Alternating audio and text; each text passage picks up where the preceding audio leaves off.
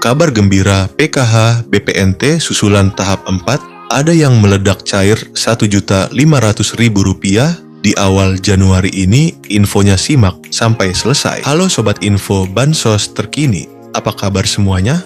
Semoga selalu sehat dan dimudahkan segala urusannya. Kembali lagi di channel ini, tempatnya kita berbagi informasi terbaru dan terpercaya seputar bantuan sosial dari pemerintah. Nah, di video kali ini saya akan menyampaikan kabar gembira. Karena tepat hari ini, Januari 2026, ada banyak sekali bantuan sosial yang cair untuk masyarakat penerima manfaat. Jadi, silakan disimak baik-baik, jangan sampai ketinggalan informasinya. Pertama, program Keluarga Harapan PKH. PKH kembali dicairkan untuk berbagai kategori. Mulai dari ibu hamil, balita usia 0 sampai 6 tahun, lansia di atas 60 tahun, penyandang disabilitas berat, hingga anak-anak sekolah dari tingkat SD, SMP, sampai SMA. Nominal bantuannya tentu berbeda-beda sesuai dengan komponen masing-masing keluarga. Pastikan dicek melalui buku tabungan atau ATM di Bank Himbara, yaitu BRI, BNI, Mandiri, maupun BTN. Kedua, bantuan pangan non-tunai BPNT atau kartu sembako. Untuk penerima BPNT, saldo sudah mulai masuk dan bisa dibelanjakan melalui e-warung atau agen yang sudah ditunjuk.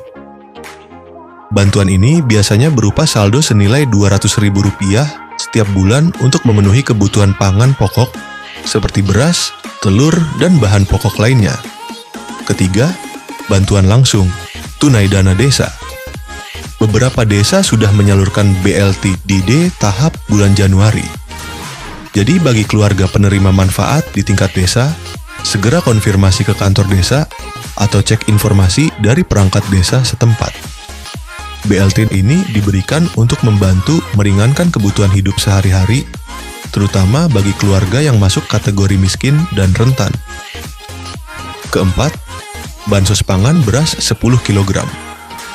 Selain bantuan tunai, ada juga bansos beras 10 kg dan minyak 2 liter yang disalurkan melalui Bulog. Beberapa wilayah sudah menerima distribusi langsung, baik diambil melalui kantor desa, kantor kelurahan, atau diantar ke rumah masing-masing penerima.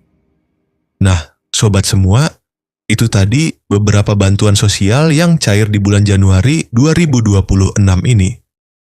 Jangan lupa untuk selalu mengecek status bantuan melalui aplikasi Cek Bansos Kemensos atau langsung menanyakan ke pihak desa dan kelurahan agar tidak ketinggalan informasi. 7 bansos yang berlanjut di 2026. Pemerintah memastikan bahwa bantuan yang bersifat fundamental dan struktural akan tetap berjalan. Ini adalah jaring pengaman utama bagi masyarakat rentan. Program bantuan yang akan cair di 2026 diantaranya itu yang pertama, program Keluarga Harapan PKH. Sebagai primadona bansos, PKH tetap kokoh berdiri. Bantuan ini menyasar komponen vital keluarga, ibu hamil, balita, anak sekolah SD sampai SMA, lansia, dan penyandang disabilitas berat. Mekanisme penyalurannya diprediksi tidak berubah, yakni cair bertahap 4 kali setahun. Yang kedua yaitu BPNT atau sembako, atau yang bisa disebut bantuan pangan non-tunai. Kebutuhan pangan tetap menjadi prioritas nomor 1. Meski ada wacana transformasi ke direct cash, transfer uang digital, untuk efisiensi program ini dipastikan aman, yaitu dalam artian program BPNT masih terus berlanjut di 2026. Yang ketiga yaitu bantuan PIP, program Indonesia Pintar. Komitmen mencerdaskan bangsa tidak surut. Anak-anak dari keluarga prasejahtera tetap dijamin akses pendidikannya melalui bantuan tunai PIP. Jadi PIP di 2026 akan tetap berlanjut. Yang keempat yaitu PBIJKN atau Kartu Indonesia Sehat gratis dari pemerintah. Kesehatan adalah hak dasar. Subsidi iuran BPJS Kesehatan bagi 40% penduduk termiskin tetap ditanggung penuh oleh negara. Bantuan beras 10 kg. Program cadangan pangan pemerintah CPP ini diprediksi kuat akan diperpanjang, berfungsi sebagai bantalan saat harga beras gejolak atau terjadi kerawanan pangan. Jadi bantuan beras di tahun 2026 akan tetap berlanjut. Yang keenam yaitu atensi lansia dan disabilitas berat. Kementerian Sosial terus menyalurkan bantuan rehabilitasi sosial baik berupa alat bantu, kursi roda, alat dengar maupun makanan bagi lansia tunggal dan disabilitas. Untuk yang ketujuh, bantuan pena pahlawan ekonomi Nusantara. Ini adalah bintang baru bagi KPM usia produktif di bawah 40 sampai 45 tahun yang sudah lama menerima bansos.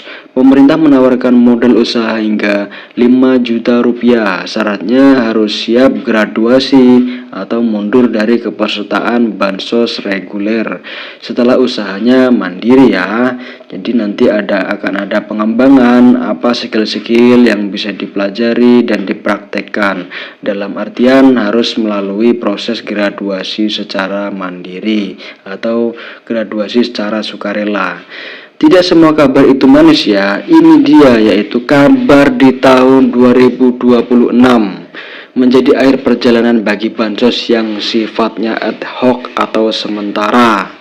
Nah, selanjutnya bansos yang kemungkinan di tahun 2026 tidak akan cair lagi yaitu BLT Kesejahteraan Rakyat atau BLT Kesra. BLT mitigasi bantuan tunai tambahan yang sering cair di momen tertentu seperti saat inflasi tinggi atau El Nino dikabarkan berhenti total per 31 Desember 2025. Sifatnya yang fleksibel dan temporer membuat program ini tidak masuk dalam anggaran rutin jangka panjang 2026. Bantuan subsidi BSU, program yang sempat hits saat pandemi ini juga diprediksi tidak akan muncul kembali seiring dengan pulihnya kondisi ekonomi pasca krisis. Ya, jadi ada beberapa bantuan yang kemungkinan di tahun 2026 tidak akan cair atau tidak rutin cair per bulan sesuai dengan kondisi yang ada di lapangan seperti inflasi tinggi atau El Nino dan lain sebagainya. Ya, lalu isu yang sangat hangat di tahun 2026 yaitu era baru bansos digital dan seleksi alam KPM. Isu paling strategis di tahun 2026 adalah digitalisasi dan validasi ketat. Pemerintah melalui bocoran dari Menko Luhut Binsar Panjaitan merencanakan peluncuran sistem bansos digital berbasis artificial intelligence atau AI. Tujuannya yaitu memberantas hantu bansos alias penerima fiktif, penerima ganda atau salah sasaran. Jadi concern pemerintah sangat concern di situ ya, seperti penerimanya yang nggak ada atau bansosnya tetap cair, meninggal tetap bansosnya cair, atau penerima ganda atau salah sasaran. Itu pasti menjadi concern agar efisiensi menggunakan artificial intelligence. Apa konsekuensinya bagi KPM jadi KPM yang terdeteksi sudah mampu secara ekonomi, memiliki aset, gaji UMR atau di atas UMR dan lain sebagainya, yang intinya mampu akan langsung dinonaktifkan dari DTKS, data terpadu kesejahteraan sosial. Fokus pemerintah bergeser dari sekedar menyalurkan bantuan menjadi mencetak keluarga yang mandiri secara ekonomi. Saran bagi KPM, jadi simak secara sesama dan teliti. Saran bagi KPM, jangan terlena, pastikan data kependudukan Anda, KK, KTP Anda valid ya dan terbaru. Jadi ketika ada perubahan apapun itu disampaikan ke Dispenduk, datanya itu harus yang valid dan terbaru. Bagi yang masih muda dan produktif, manfaatkan program Pena untuk memulai usaha. Jadi bantuan itu bukan gaji ya sobat bansos semuanya. Jadi jangan terlalu mengandalkan bantuan sosial dari pemerintah.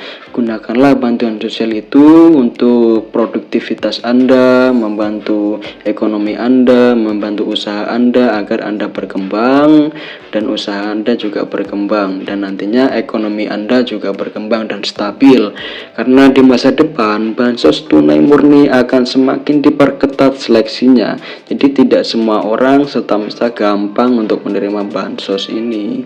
Ya, mungkin itu saja pembahasan dari saya. Jika pembahasan saya kurang jelas atau sobat semua ada pertanyaan yang seputar bansos, saya selalu terbuka. Ya, mungkin itu saja dari saya. Kurang lebihnya mohon maaf apabila ada kata-kata yang kurang berkenan.